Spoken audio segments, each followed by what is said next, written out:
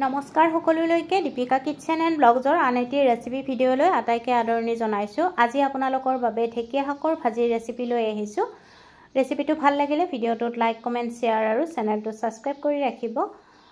ঢেকীয়া শাকখিনি মিহিকৈ কাটি ল'ব, পিঁয়াজ জলকীয়া কাটি ল'ব আৰু কণী দুটা ল'ব লাগিব। পেন এখন গৰম কৰি ল'ব আৰু গৰম হ'লে তাত সৰিয়হৰ তেল দি দিব আৰু তেলখিনি ভালদৰে গৰম হ'বলৈ দিব।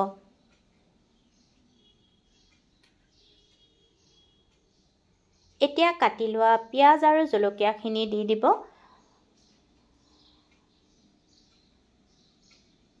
আৰু ৰঙচুৱা হোৱালৈকে ভাজি ল'ব।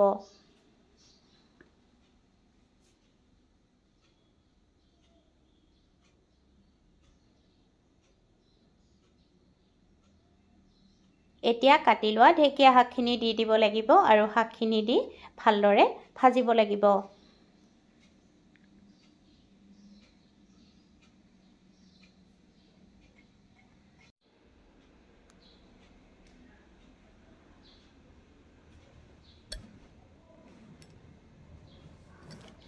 এতিয়া সোৱাদমতে নিমখ আৰু হালধি গুড়ি দি পুনৰ ভালদৰে ভাজি ল'ব। ৰেচিপিটো যদি ভাল লাগে ভিডিঅ'টোত লাইক, কমেণ্ট, শ্বেয়াৰ আৰু দীপিকা কিচেন এণ্ড ব্লগ চেনেলটো যদি এতিয়ালৈকে ছাবস্ক্ৰাইব কৰি ৰখা নাই, প্লিজ চেনেলটো ছাবস্ক্ৰাইব কৰি কাষত থকা বেল আইকনটো অন কৰি ৰাখিব।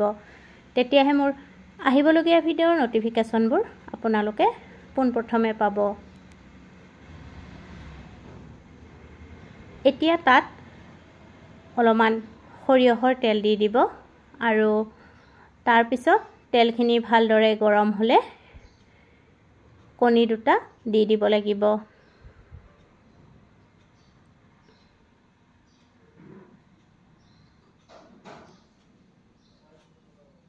আৰু তাৰপিছত ভালদৰে মিহলাই ল'ব আৰু ঢেকীয়া শাক আৰু কণীখিনি 5 মিনিটমান সময় লৰাই ভাজিব লাগিব।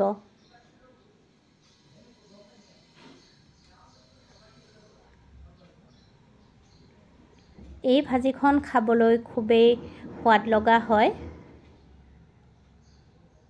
ভালদৰে কণী আৰু ঢেকীয়া শাকখিনি মিলি যোৱাকৈ 5 মিনিটমান সময় ভাজি ল'ব। গেছৰ জুই চিমত ৰাখিব। 5 মিনিট ভজাৰ পিছত ঢেকীয়া শাকৰ ভাজি খাবৰ কাৰণে ৰেডি হৈ যাব আৰু আপোনালোকে এই ভাজিখন গৰমে গৰমে ভাতৰ লগত পৰিৱেশন কৰিব। ৰেচিপিটো ভাল লাগিলে ভিডিঅ'টোত লাইক, কমেণ্ট আৰু চেনেলটো ছাবস্ক্ৰাইব কৰি ৰাখিব।